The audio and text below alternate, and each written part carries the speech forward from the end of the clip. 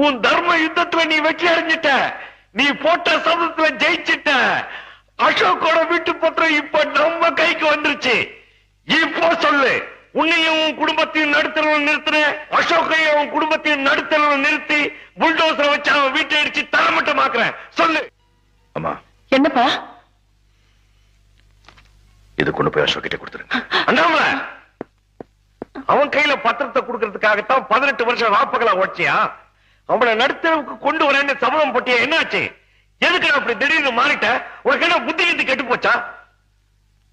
கெட்டு போனவ வாழலாம், ஆனா நல்லா வாழ்ந்தவன் கெட்டு போக கூடாது. கொண்டு போய் கொடுத்துருங்க. அண்ணாமலை, நீ கோடி கோடியா சம்பாரிச்சு கொட்டும் போது கூட என் மனசு குளிரலப்பா. இப்பதான்ப்பா என் வயிறே குளிர்ந்திருக்கு.